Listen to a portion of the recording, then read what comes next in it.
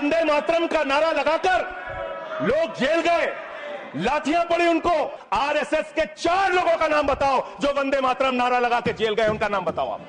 4 लोगों का नाम बताओ आप, अपने 4 पुरखों का नाम आप बताओ। आप नहीं बता सकते क्योंकि आजादी के आंदोलन में आपका कोई इतिहास नहीं। कभी आप कहते हो सरदार वल्लभ भाई पटेल आपके हैं।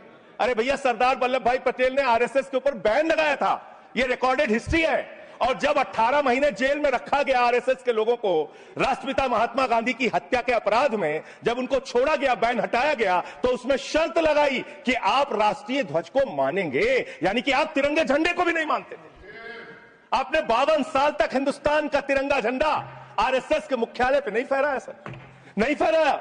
और 3 लोगों ने आरएसएस के मुख्यालय पर जब ये झंडा फहराया, उन तीनों के नाम मैं पढ़ रहा हूं, विजय, उन्मत्त, दिलीप, इन तीनों लोगों के खिलाफ आरएसएस ने एफआईआर दर्ज कराई। किस अपराध में? कि हमारे दफ्तर में तिरंगा क्यों फहरा दिया। और कितने साल तक मुकदमा लड़े? 13 साल तक मुकदमा लड़े। यह है आपकी असलियत।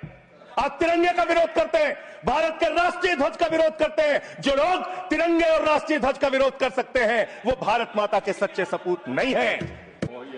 आप भारत के राष्ट्रगान का विरोध कर रहे हैं।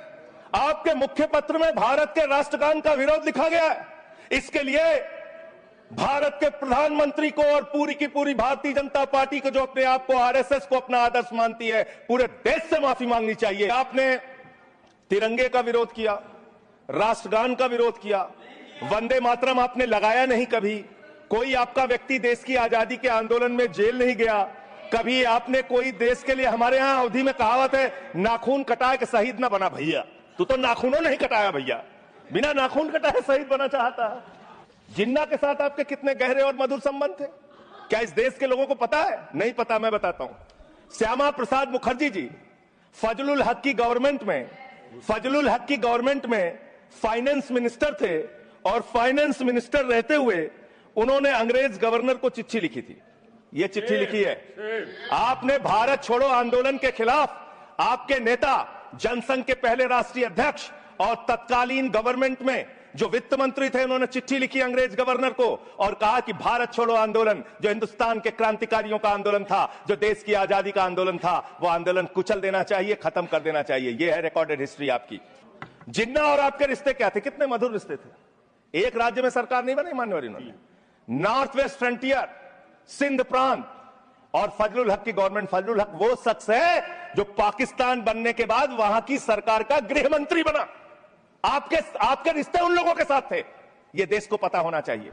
आप भारत की सेना को 4 साल के अग्निवीर पे लेके आ गए, जो हिंदुस्तान की सीमा की सुरक्षा करने वाले हैं, जो वंदे मातरम का नारा लगाते हैं हमारे जवान, हमारे सैनिक, जो -50 डिग्री टेम्परेचर में सियाचिन में, प्लस 50 डिग्री टेम्परेचर में जैसलमेर में भारत की सीमाओं की रक्षा करते हैं, इस मातृभूमि की रक्षा करते हैं। उनके पीठ में छुरा मारने का काम आपने किया, उनकी नौकरी 4 साल की कर दी अग्निवीर की।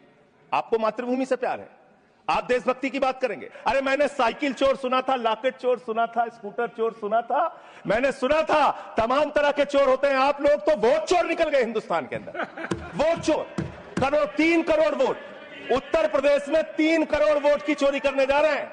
कल की मीटिंग में पता चला 17.5% वोट उत्तर प्रदेश में काटे जाएंगे।